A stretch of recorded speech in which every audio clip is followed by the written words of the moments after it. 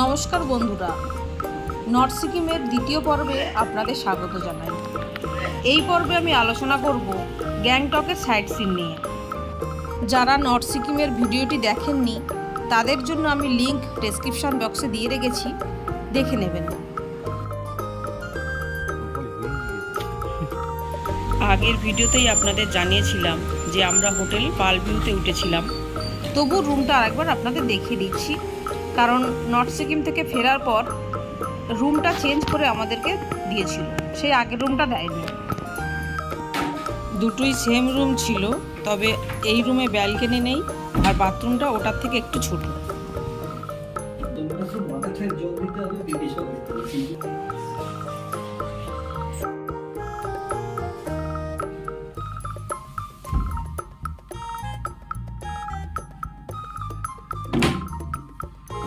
এটি এমজি মার্গের পাশের taxi stand. এখান থেকেই সাইট সিন করার জন্য ট্যাক্সি পেয়ে যাবেন।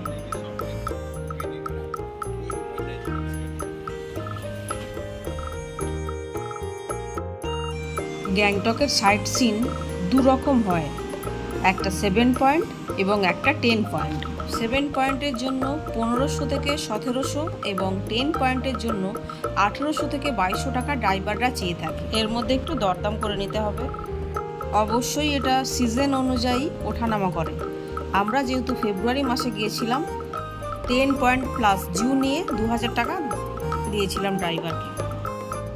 10 পয়েন্টসের মধ্যে আমরা প্রথমেই পৌঁছে গেলাম দোদুল চোরতেন মনাস্ট্রিতে। এটি একটি বৌদ্ধ মন্দির। এখানে আমরা যখন গিয়েছিলাম তখন কোনো একটা পুজো চলছিল, সেই কারণে মন্দিরের ভিতরে প্রবেশ করা নিষেধ ছিল।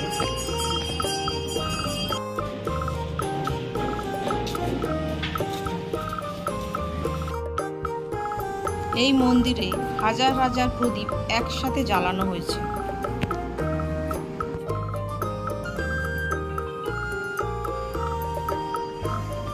এখানে এই রকম 108টি চাকা রয়েছে।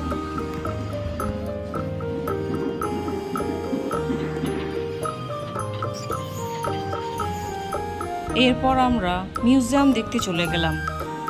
মিউজিয়ামের ভেতরের ছবি তোলা নিষেধ ছিল। এখানে তিব্বতীয় অনেক জিনিস সংরক্ষণ করা আছে।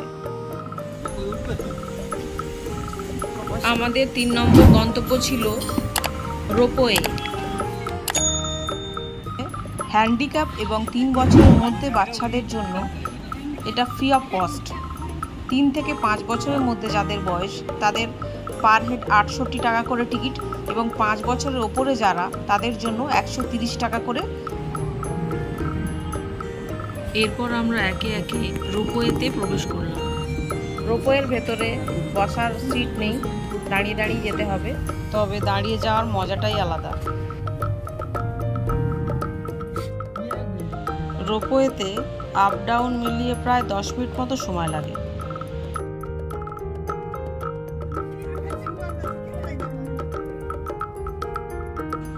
ওয়েদার পরিষ্কার থাকলে এখান থেকে কাঞ্চনজঙ্ঘাও দেখা যায়।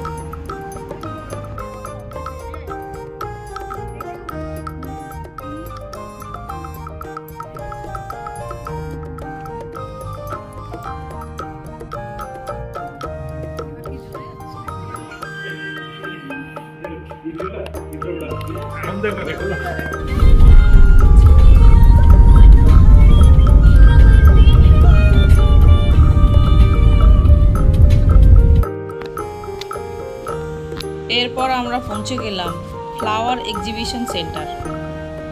এখানেও টিকিটের ব্যবস্থা আছে, পার হেড 20 টাকা, আর 5 বছরের নিচে বাচ্চাদের ফ্রি। এর ভেতরে নানা ধরনের ফুল দেখা যাবে। বাগানটি বিভিন্ন ধরনের ফুলের গাছ দিয়ে সাজানো হয়েছে। প্রত্যেকটি ফুল যেমন সুন্দর তেমনি আকর্ষণীয় বটে।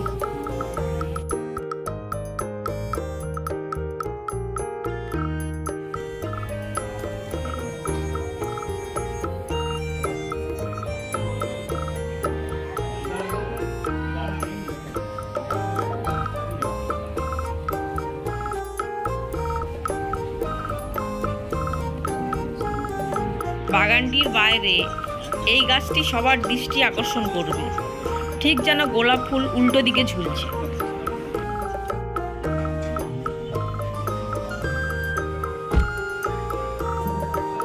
এরপর আমরা পৌঁছে গেলাম এনচে মনেস্ট্রি। এখানেও 20 টাকা করে টিকিট পার হেড, আর 10 বছরের নিচে বাচ্চাদের ফ্রি। মনেস্ট্রিটার সামনে সুন্দর করে ফুল দিয়ে সাজানো হয়েছিল।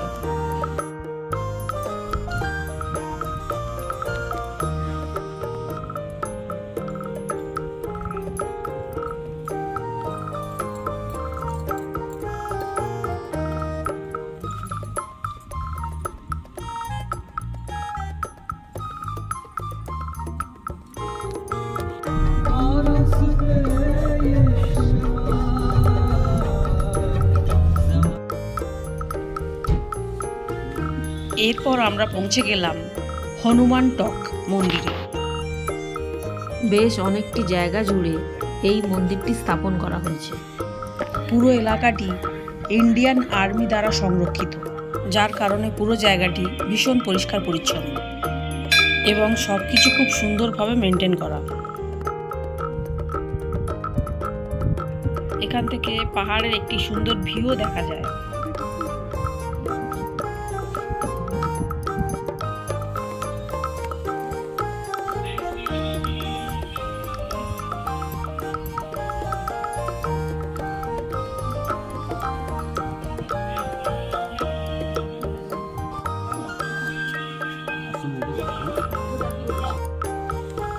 এখানে রামায়ণের বেশ কিছু কিছু অংশ তুলে ধরা হয়েছে এই সমস্ত ছবির মাধ্যমে।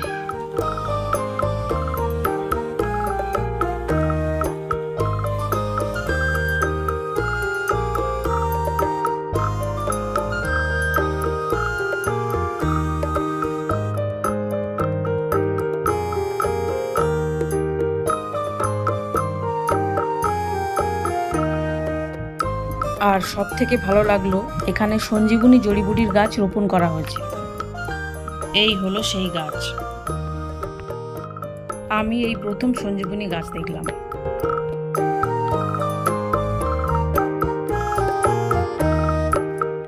এরপর আমরা পৌঁছে গেলাম গণেশটক মন্দিরে। এই মন্দিরটি দেখার সময় সকাল 6টা থেকে সন্ধ্যে 7টা পর্যন্ত। এখানে সিকিমের ট্র্যাডিশনাল ড্রেস ভাড়ায় পাওয়া যায়। আমি পরে নিলাম, ভাড়া 50 টাকা করে।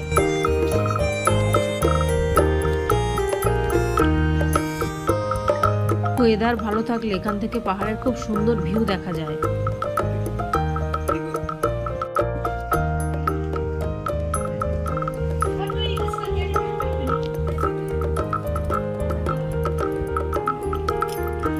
এরপর আমরা ভালো করে মন্দিরটি চারিদিকে ঘুরে ঘুরে দেখে নিতে থাকলাম।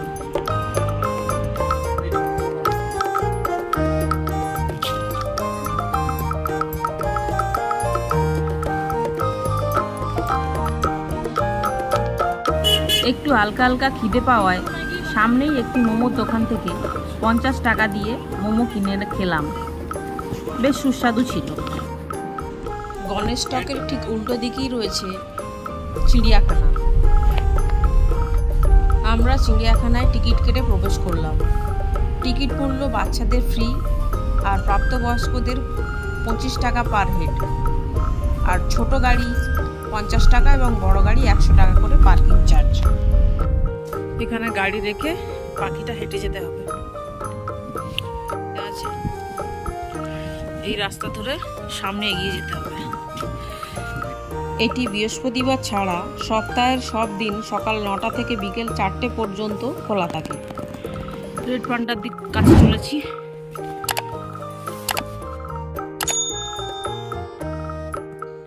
Red panda.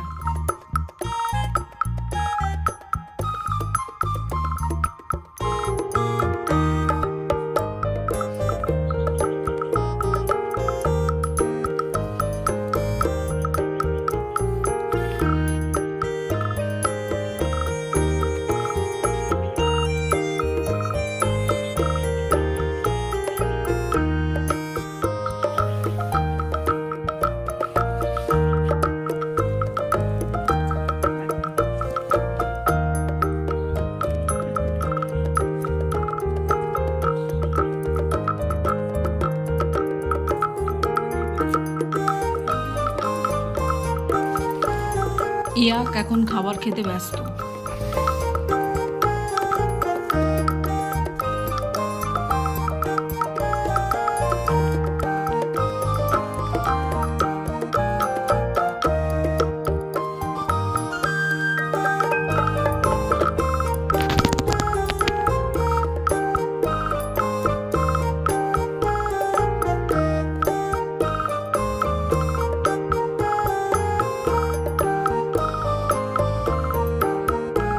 বাঘ মামাও এখন ঘুমের মধ্যে রয়েছে। এরপর বেশ কয়েক রকম পাখি দেখে নিলাম। যেটুকু দেখলাম চিড়িয়াখানায় খুব বেশি জানোয়ার নেই।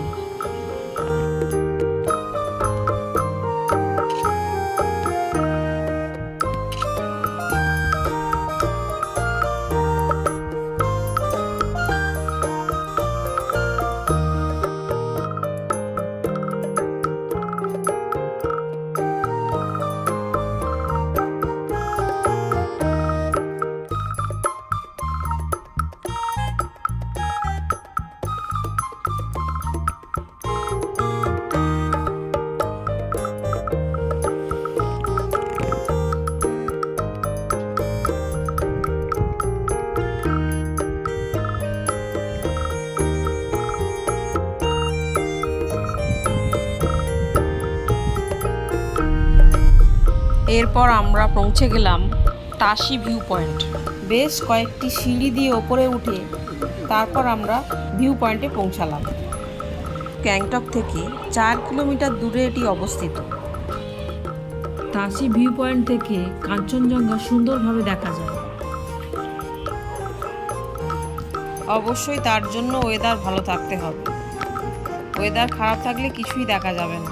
যেমন আমরা যখন গিয়েছিলাম কিছুই দেখা যাচ্ছিল না। তাশি ভিউ পয়েন্ট দেখার উপযুক্ত সময় হলো অক্টোবর নভেম্বর, শীতের শুরুর দিকে।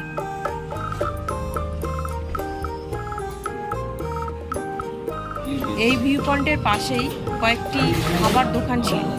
সেখান থেকেই আমরা লাঞ্চটা সেরে আবার বেরিয়ে পড়লাম।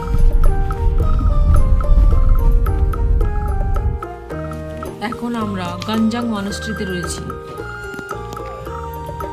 এটি 6066 ফুট উচ্চতায় অবস্থিত। গ্যাংটকের বিখ্যাত মনাস্ট্রিগুলির মধ্যে এটি অন্যতম। এখানে হোস্টেলে সন্ন্যাসী ছাত্রদের তিব্বতী ভাষা এবং ইংরেজির সাথে সন্ন্যাস শিক্ষা দেওয়া হয়।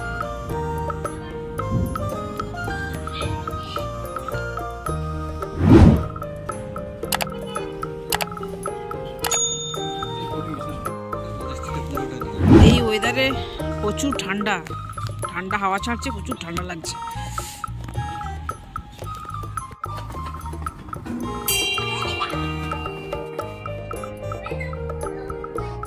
এখান থেকে সুন্দর ভিউ তো আসে, কিন্তু ওয়েদার খারাপের জন্য ভালো কিছু দেখা যাচ্ছে না। যতটুকু দেখা যাচ্ছে ততটুকুই আপনাদের দেখাচ্ছি।